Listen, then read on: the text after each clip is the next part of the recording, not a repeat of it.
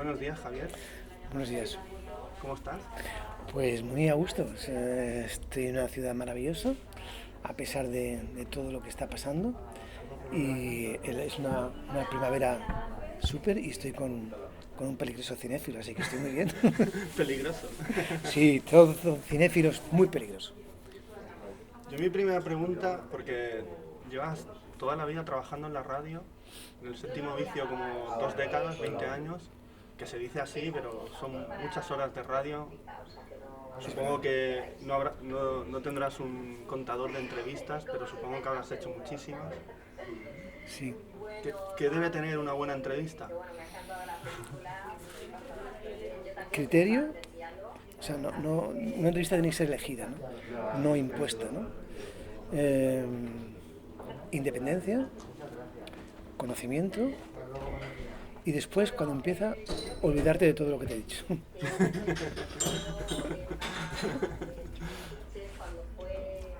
Porque uno, para hacer entrevistas, uno aprende haciendo. Hombre, la técnica, el oficio es muy importante, pero también uno tiene que... Algunas entrevistas son cuando ya se olvida uno que es una entrevista, ¿no? Cuando ya está saliendo, cuando es el azar, cuando es el resultado de escuchar, ¿no? Porque una entrevista la gente suele pensar que es hablar, pero básicamente escuchar al otro, ¿no? No es un cuestionario ni una encuesta, es un encuentro. Una entrevista es un encuentro.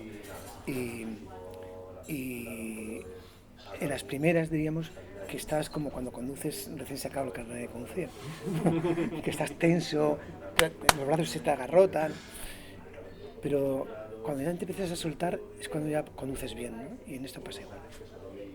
Ok, después de este pequeño prólogo, yo siempre empiezo las entrevistas preguntando lo mismo. Eh, ¿Por qué haces cine o por qué has hecho esta película? Bueno, yo ya me leí el libro El cine que me importa, que para mí ya era una película. Gracias. Aquello que decían los calleristas, ¿no?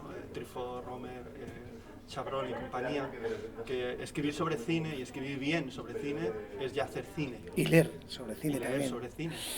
Entonces, Gracias. ¿por qué haces cine? Porque no puedo hacer otra cosa. Ya sé Una... que es una pregunta tonta, porque Sí, claro. yo no lo sé, ¿no? Ni tampoco analizo las cosas. Tampoco sé por qué hago radio. Porque la verdad, a mí me han echado de varios programas de radio por no hablar, por no preguntar nada, por el ombligo de la luna, las mañanas de Radio Uno. O sea, yo no servía. Incluso cuando empecé en la radio me ponía colorado y no sacaban la palabra de... Y entonces... pero bueno, lo que te decía antes con la entrevista, pero poco a poco vas percibiendo que tiene mucho de técnica. Tiene mucho de técnica, tiene mucho de experiencia, tiene mucho de eso. Pero el estilo no. El estilo nace como las plantas, y también sé si tú eres cultivador en tus jardineras o en tus macetas, pero No, pero mi madre mucho sí. pues no, pues tu madre sabría perfectamente Yo me que fijo mucho en mi madre. claro, pues tu madre Es te la, diría, es la inteligente de la casa. sí, eso como todas las madres, la verdad. Pues que las plantas, cuando salen las flores, cuando realmente está todo apropiado, ¿no? Pues esto es un poco igual, ¿no? En el dossier de prensa hablas de un texto que dices que descubres el cine iraní entre la realidad y la poesía, más o menos, así a bote pronto, y viajas a Irán a conocer esos paisajes tan maravillosos que filman todos estos maravillosos cineastas. Pero ¿en qué momento ese paisaje te evoca una película, te evoca esta película? Porque esta película es muchas cosas, hay muchísimas cosas, es una película muy social, histórica, política, lírica, no sé. Es como muy cercana, pero a la vez hay mucha fantasía, hay mucha fábula. Es como un viaje hacia el interior y sobre todo hacia el interior del personaje y de los habitantes que te vas cruzando. Donde estás en Irán, en Kurdistán, no sabes realmente dónde estás como en un paisaje cinematográfico. No sé, todo esto que me está evocando. Y lo que le decía a Fernando de Sursey, que a mí o sea, eres extranjero, pero filmas como si fueras de allí. Y a mí me recuerda lo que hacía Wim Wenders en sus películas estadounidenses. Porque él no filma como un turista, no filma como un extranjero, filma como un estadounidense más. En el curso del tiempo, Alicia en las ciudades. Y tú haces como el mismo proceso. O sea, ¿en qué momento te evoca una película, ese paisaje, esa música? Porque ya en tus programas, si el cine es muy importante, pues la música está al mismo nivel. Sí. Y además es una música que a mí me hace descubrir cosas, gente que no conozco. O sea, eso es una búsqueda. Hay una búsqueda musical en tus programas. Y en tu película igual. Gracias. Bueno, he hecho un montón de preguntas, ¿no? Muchas gracias. La pregunta es: ¿en qué momento, en qué paisaje, en qué película? ¿En qué momento ese paisaje se convierte en una película? El amor como espectador se convierte en quiero filmar esto y quiero contar esta historia. Y con este chico, ¿no? Este chico que además es muy curioso, Erfan. Es muy curioso. ¿En qué momento? Bueno, yo creo, tú lo has dicho muy bien al utilizar la palabra búsqueda, ¿no? O sea, a mí como Scorsese, ¿no? Cuando dice que Kiarostami es el hombre más importante del cine en el último cuarto siglo XX, ¿no? Yo quiero descubrir si eso que nos cuenta Kiarostami en El viento nos llevará, por ejemplo, o en La casa de mi amigo, o El viento nos llevará, si ese Irán que nos va transmitiendo con tanta poesía, con tanta verdad, descubriendo las cámaras, transmitiendo que el cine es una metáfora, que el cine es una representación. Yo quiero saber si eso de dónde lo ha captado, quiero ir a la fuente de eso, ¿no? Entonces me voy a Irán casi con una mochila y con la idea de escribir un libro, ¿no? Escribir un libro sobre un cronista. Quería además también hacer una especie de autorretrato personal en ese libro, ¿no?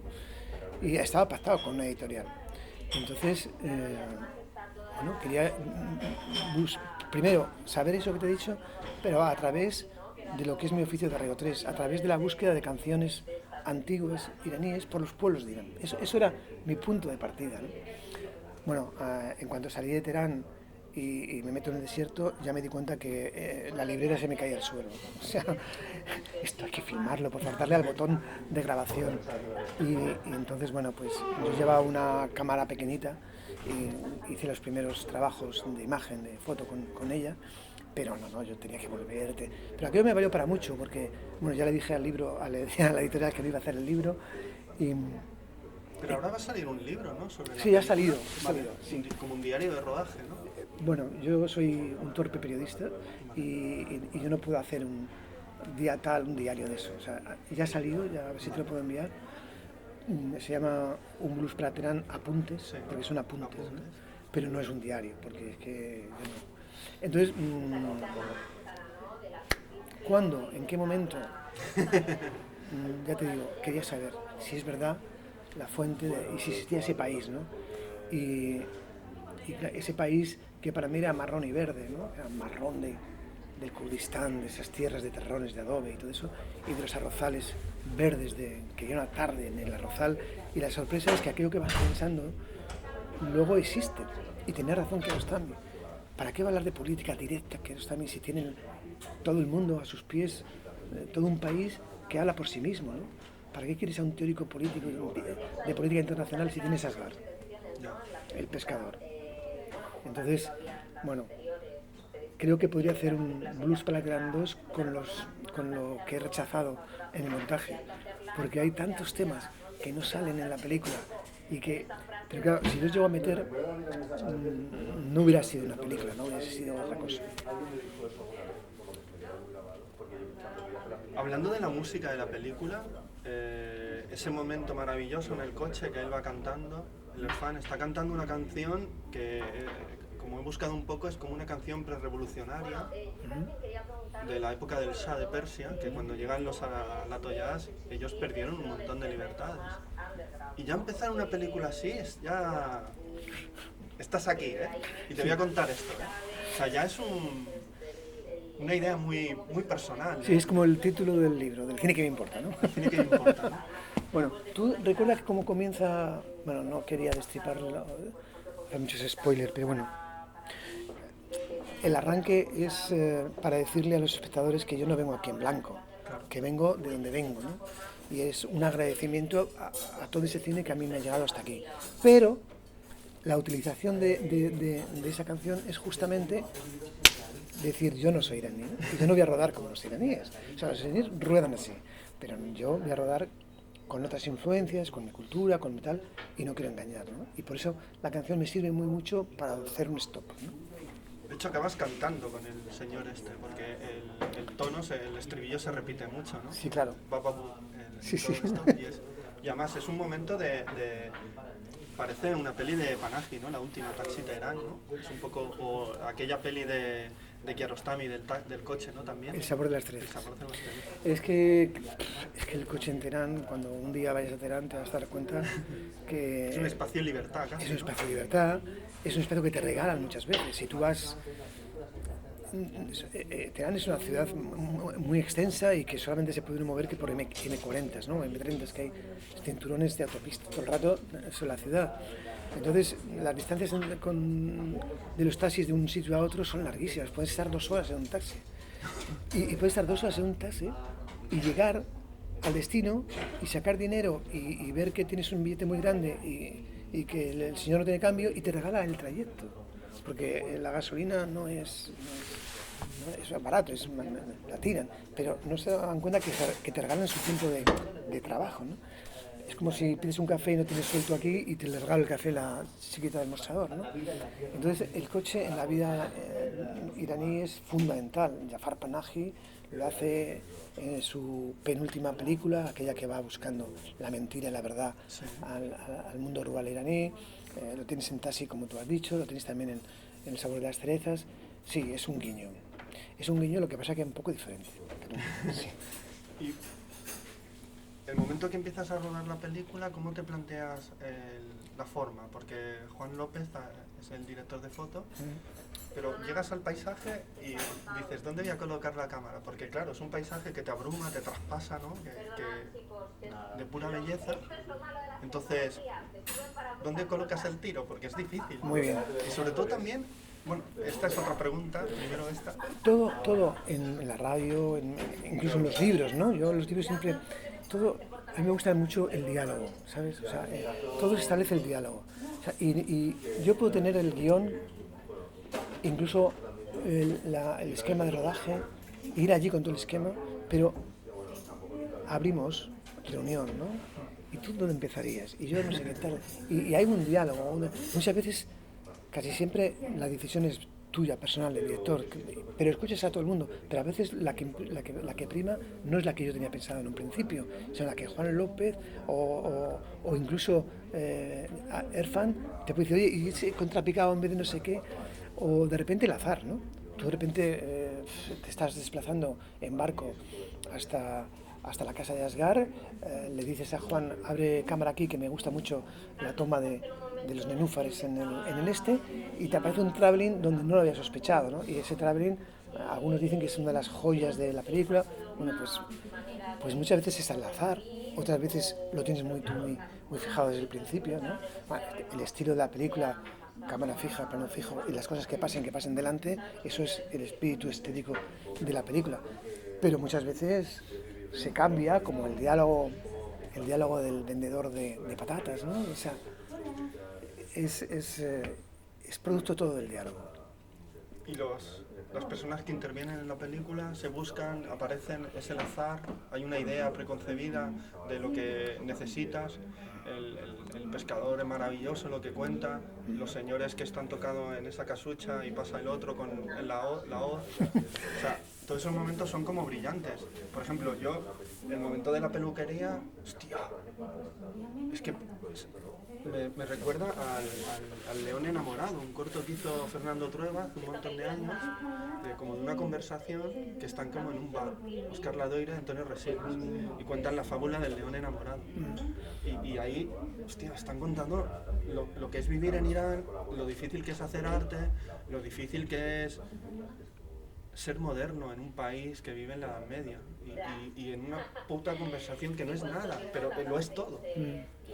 como una sencillez aplastante. Ahí ya no eres Javier Tolentino, ahí eres Mohamed Raza de cineasta iraní. O sea, no, hombre, Erice no es iraní y tiene un estilo muy parecido, ¿no? Lo hemos visto. Pero como estamos en Teherán, ¿no? Sí, claro. Ya veremos en la próxima película si yo tengo la misma estética de Irán, ya verás cómo no.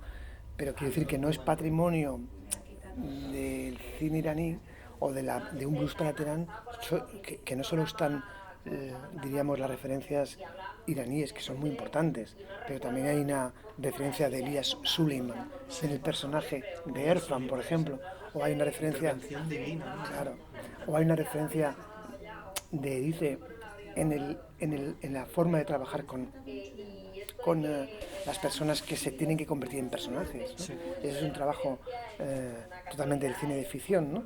Aunque Vídeos rotos de Erice sea un aparente documental, pero bueno. La pregunta era como... Sí, bueno, a ver, si yo te enseñara el primer guión de la película, están los personajes. Hostias. Están los personajes. Pues tú los habías conocido ya, ¿no? No, pero no esos. Vale. Yo había conocido muchos pescadores. Asghar es la suma de muchos pescadores que yo conozco, ¿no? Incluso algún pescador era más cruento que Asghar. O sea, que su familia se ahogaba en aguas del Caspio, que se quedaron, no sé, muchas cosas, ¿no?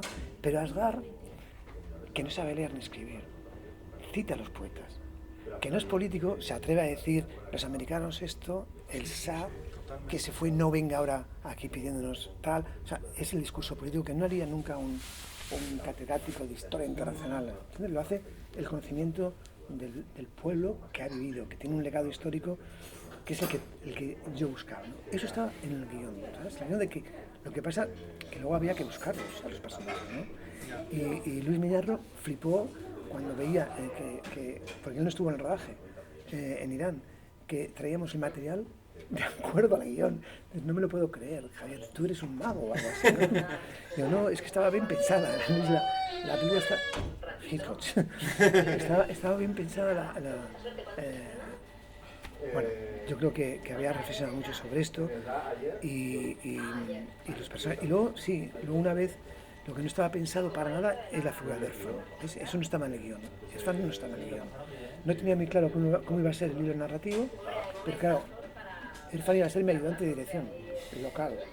Y cuando yo, como aquí tú y yo, ¿no? Cuando yo estoy hablando con Erfan, me di cuenta que Erfan puede ser cualquier cosa menos ayudante de dirección. No tiene ni un bolígrafo, ni una libreta, no puede hacer de ayudante de dirección en la vida. Pero sin embargo era Don Quijote en el Kurdistán. Totalmente. Entonces, lo he tenido que engañar. Y tengo muchas ganas de que venga a España a verse en el estreno para ponerme de rodillas y pedirle humildemente perdón porque le fui engañado. Oye, ¿no me estás sacando demasiado? Oye, no sé qué, no sé cuál. Yo, no, pero es que esto, es lo otro. O sea, yo le he ido engañando que el alma de la película era él. Es un poco, no sé si recuerdas aquella peli tan bonita que hizo Alexander Rockwell, In the Soup, de un tipo que está buscando hacer una peli. Claro, y acaba con Seymour Cassel, que es un gángster. Sí. Y entonces, el fan es un poco así, ¿no? Sí. Es un tipo que está buscando una peli. De hecho, por ejemplo, en ese momento maravilloso de los músicos, que cada uno habla y luego tocan su música, ¿cómo convocas a esta gente? Porque el momento del fan es brutal, que no vamos a desvelar nada, solo te lo comento, porque a mí me parece eso ya, o sea, parece una peli de Berlanga en ese momento, ¿no? Qué bueno, o sea, me parece que define muy bien... La película ha encontrado a su espectador ideal. Define el estado de ánimo de Irán, y sobre todo de los artistas. De hecho, el otro momento, que tampoco vamos a desvelar, pero solo citarlo, el momento de la persona que hace los tapices, las alfombras y tal, ¡buah! Esto define realmente... El mosaico cultural, sí. El vasto cultural que hay en Irán y sobre todo las dificultades de leyes pues totalmente deshumanizadas contra las personas, ¿no? Sí, o sea, es que por eso te decía, ¿no? Es una película política sin pretenderlo. Sí, me decía antes un colega tuyo que esta película no dice nada, ¿no? Bueno, Hostia, lo que no para de decir cosas. No tiene por qué ser perseguida esta película en Irán y se podría mostrar y tal. Sí. Y bueno, pues en el pase de Filmoteca Española en diciembre, que fue el primer pase técnico, toda la representación de la embajada diplomática se levantaron enfadadísimos. Dijeron que esto era, que nunca había sacado lo mejor de Irán, ni sus palacios, ni sus jardines. Bueno, la pregunta, Yo tenía Había muy sacado claro... lo mejor de Irán. ¿Eh? Lo que pasa que no la visión que ellos tienen. Claro. Claro, pero lo mejor de Irán lo han sacado. Porque están gente artista, gente que mueve montañas, a pesar de los obstáculos que hay para hacer arte, para hacer música, para hacer cine, claro. Lo que pasa que no es la visión que tú tienes de ese Claro, país. sí, sí. A mí el palacio de tal, donde está entrado el poeta, pues no me... Bueno, lo que tenía yo muy claro, y está en, como te dije, en guión, hacer un casting. Yo quería hacer un casting, además en el Caspio, o sea, en Rats, en donde nació Marjane Satrapi, la de Persépolis, ¿no? Como homenaje a ella, ¿no? De hecho, un blues para tirar apuntes, el libro está dedicado a Marjane Satrapi por la valentía de enfrentarse a todo lo que se enfrentó. A Occidente, cuando se enfrentó a la versión de la película de Marjane Satrapi de Persépolis, y también a su propio país, ¿no? Con la historia, ¿no? De las religiones y de la locura de las religiones y las paranoias, ¿no? Entonces yo ya en el guión quería hacer un casting en esa zona con músicos de la zona, ¿no? Y entonces cuando llegamos, bueno, en uno de los primeros viajes, buscamos conservatorios de jazz, de por allí, y pusimos unos anuncios de que una productora española buscaba músicos para que interpretaran cada uno de ellos una canción, ¿no? Que eligieran una canción y la filmáramos. Era ese el plan de trabajo. Se presentaron mucha gente, pero solo una mujer, solo una, ni siquiera dos, una, ella. Es que claro, de lo que habla la película es una realidad, que la mujer no puede cantar, la mujer está sometida. Sí, sí. Y no habla de nada la peli. No, lo que no para. No, fíjate, el otro día en una rueda de prensa en Moscú, en la sala de prensa, se levantó una periodista rusa, pero que representaba a un periódico iraní, diciendo que la película mentía, que la película, que las mujeres ya, que eso era antes, que las mujeres ya pueden cantar en público y tal y cual. Y yo le dije, no, yo no voy a entrar en debate con este tipo, porque yo ahí no estoy hablando. Está hablando un iraní que se merece el respeto, por lo menos la duda, ¿no? Pero decir que ya no existe eso, pues dígaselo a ella, ¿no? Dígaselo a ella. A mí es lo que me ha contado ella. Claro, y lo que cuenta, además, sin ningún tipo de presión, lo que cuentan los espectadores. Bueno, hicimos el casting, también ha habido compañeras tuyas o nuestras, periodistas, que me dicen que ¿por qué solo una mujer y tantos músicos hombres y tal? Digo, pues porque, mira, es que en Irán hay una realidad. Y entonces la gente que se presente así a cantar como mujeres tienen que tener mucha valentía, como lo tiene esta muchacha, ¿no? Bueno, resumiendo, un casting, se presentan músicos y yo sabía que detrás de cada canción o delante de cada canción me iban a transmitir, porque cantaban, cómo era su país, y bueno, así nació ese momento realmente muy, muy bonito. Sí. Gracias. Ok, me ha dicho Fernando que tenemos que terminar, así que el jefe manda. Sí. Así que siempre termino las entrevistas preguntando lo mismo yo. Si hay... Claro, es que me he leído el cine que importa, entonces claro, esta pregunta me parece un poco tonta. Pero bueno, le digo a la gente que lea el libro y ahí sabrán las películas que te emocionan. Una última pregunta. A mí me encanta Sergi Díez, ¿por qué contactas con él y por qué hace este maravilloso montaje? Porque la película, más que un collage, es un calidoscopio, ¿eh? Sí. Hay muchísimas cosas. Yo necesitas verla más de una vez para ver todo lo vasto que hay, ¿eh? Gracias. Bueno, y la música tradicional iraní, pues, para mí ha sido un súper mega descubrimiento. ¿Ah, sí? Sí, yo no conocía tanto. Pues muchísimo de la música, y no solo flamenco, sino mudéjar, española, bebe de esas fuentes, ¿no? ¿Por qué Sergi Díez? Bueno, sabíamos de antemano que Julia Juaniz, que ayer se anunciaba que era la... Sí, sí. Se hace como un primer montaje, ¿no? Hace el montaje de relato, que se dice, ¿no? Montaje de relato, o sea, la estructura de todo el material que viene de Irán lo ordena Julia Juaniz, que es maravilloso. Con tus años de Carlos Saura, ¿no? Sí, de Carlos Saura, de Víctor Erice. Sí. Con ella, de hecho ahora estoy montando un corto, que es la tercera entrega de una trilogía que empecé en 2008 y está editando el corto ella. Y yo tenía muy claro que pero necesitaba la cadencia de Sergi Díez. O sea, yo me relaciono con Sergi Díez a través de la radio. O sea, el séptimo vicio tiene un poso, tiene una pausa, tiene una cadencia, tiene un ritmo que, ¿cómo lo llevo al cine, no? y lo llevo al cine a Se través... ajusta con tu voz, ¿no? Con el tono. Es mi forma de hacerlo, claro. Entonces yo necesitaba en el cine, ¿cómo hago esto? Pero no solo Sergi Díez, o sea, Sergi Díez es básico, pero Sergi Díez en colaboración con Tere Núñez y con Verónica Font. Los tres construyen la cadencia de Moore. Sin ellos no tendría el estilo de la cadencia de Moore. Pero bueno, sin el director de foto de Lice tampoco saldría. O sea, que cada uno va buscando aquello donde tu escritura puede salir a flote en tu estilo, ¿no? Eso es. Pues Javier, Luis Cuadrado, quería decir. Javier, un placer hablar contigo Bueno. de tu película, de tu trabajo. No, yo te agradezco muchísimo tú muy agradecido, tu mirada, de verdad. ¿No? Y yo siempre digo hasta la próxima película, que ya me has contado entre líneas que ya está ahí. Será aquí, además, en Cataluña. Sí. Sí, ya está cerrado el guión, ya está cerrado Okay. tal, y hemos hecho localizaciones. Y, pues me invitas un día al rodaje. por favor, me claro que gustaría sí. verte en Sí, acción. sí, estamos en. Claro. Bueno, yo. Parece que soy muy. Pero en acción soy muy peleón. Bueno, muchísimas gracias a ti, de verdad. Gracias.